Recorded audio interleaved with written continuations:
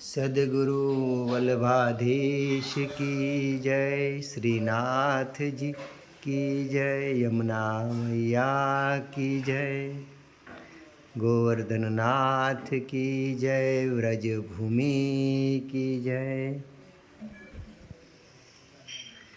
कृष्णं नारायणं वन्दे, कृष्णं वन्दे पृथासुतं, कृष्णं नारायणं वन्दे, कृष्णं वन्दे व्रजप्रियं, कृष्णं द्वैपायनो वन्दे, कृष्णं वन्दे पृथासुतम्। काल व्याल मुख ग्रास त्रास निर्णास हेतवे, श्रीमद्भागवत शास्त्रम कलो किरेण भाषितम। સદગુરુ વલ્લભાધીશ કલી કાલમાં વૈષ્ણવ સંપ્રદાયમાં પુષ્ટિ માર્ગની સ્થાપના કરી ભારત ખંડમાં 84 જગ્યાએ શ્રીમદ ભાગવતની પીઠ સ્થાપી ગોવર્ધનનાથ શ્રીનાથજીને પ્રાગટ્ય કરી અને તેમની સેવા સ્થાપી અને આ જીવને શ્રી કૃષ્ણ શરણમ મમનો મંત્ર આ જીવને ભગવાન શ્રી કળિયુગના જીવને ભગવાન શ્રી કૃષ્ણના ચરણોમાં મૂકી વલ્લભાધીશે એક મહાન કાર્ય કર્યું છે. વલ્લભાધીશ દક્ષિણના બ્રાહ્મણ કૃષ્ણા નદીને કોઠે લક્ષ્મણ ભટ્ટને ત્યો અને ઇલમમાં ગુરુ માને ત્યો ચંપારણમાં વલ્લભાધીશનો જન્મ થયો હતો. કથા પ્રસંગ એવો છે, આજે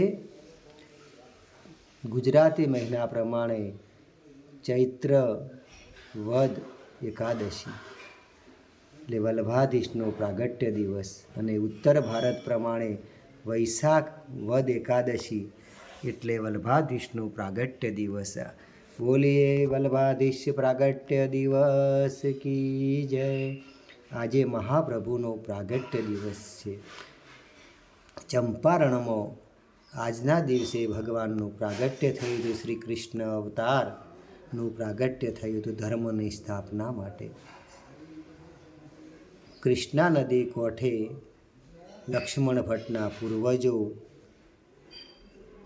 સોમયજ્ઞ કરી રહ્યા હતા. તેમાં સોમયજ્ઞ લક્ષ્મણ ભટ્ટના હાથે સોમયજ્ઞ પૂરો થાય છે અને તેઓ તેના ભોજન બ્રાહ્મણોના ભોજન માટે પોતાની પત્ની અને ભાઈઓ સાથે કાશીમાં જાય છે. અને એ સમયે કાશીમાં બ્રહ્મ ભોજન આપવાનું હોય છે, પરંતુ સમાચાર આવે છે કે કાશીમાં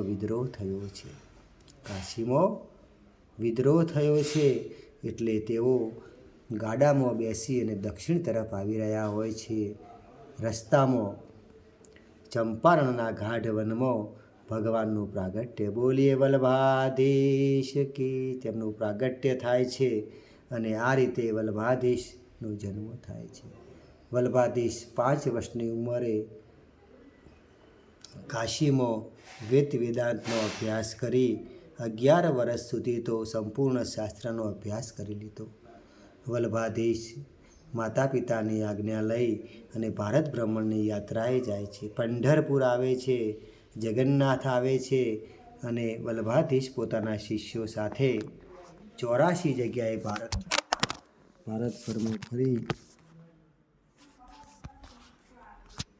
ભારતભરમાં 84 જગ્યાએ શ્રીમદ ભાગવતની કથા કરી. આપણા સિદ્ધપુરમાં પણ શ્રીમદ ભાગવત કરેલી છે. તેઓ વૈષ્ણવોની પુષ્ટિ માર્ગની ગાદી સ્થાપી અને આ રીતે વલ્લભાધીશે કલિકાલમાં આ જીવને ભગવાનની શરણમાં મૂક્યા. તેમને ઠાકોરજીના સ્વરૂપને, શ્રીનાથજીના નાના સ્વરૂપને, અંગૂઠા જેવડા સ્વરૂપને ભક્તોના ઘેર પધરાવ્યું અને તેમણે શ્રી કૃષ્ણ શરણમ મમનો મંત્ર તેમના મુખ્ય શિષ્ય દામોદરદાસને પ્રથમ આ મંત્ર આપ્યો હતો. મા ગંગાના કોઠે, કાશી કોઠે. અને કૃષ્ણદાસ મેઘન પણ તેમના શિષ્ય હતા. તેમના પુત્ર વિઠ્ઠલનાથ ગોસાઈ તેમને શ્રીનાથજીની સેવા આપી, જેમને ખૂબ લાડથી શ્રીનાથજીની સેવા કરી અને તેમના 4 શિષ્યો કુંભનદાસ, સુરદાસ, કૃષ્ણદાસ અને પરમાનંદદાસને ભગવાનની સંગીતની સેવા આપી અને અષ્ટયામ સેવા આપી. આ રીતે વલ્લભાધીશે ખૂબ આદરપૂર્વક ભગવાનની સેવા સ્થાપી, બાલકૃષ્ણના સ્વરૂપને ભક્તોના ઘેર સ્થાપ્યું અને આ રીતે કલિકાલમાં આપણને એક માર્ગ આપ્યું. શ્રી કૃષ્ણ શરણમ મમ. હે જીવ તું ભગવાનની શરણે જા, તું ભગવાનની શરણે જા, માયાને છોડી અને ભગવાનની શરણે જા. અને આ રીતે વલ્લભાધીશ આચાર્ય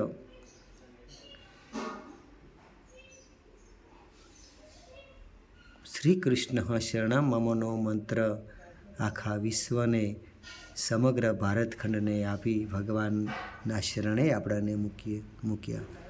બોલીએ વલ્લભાધીશ પ્રભુ કી જય.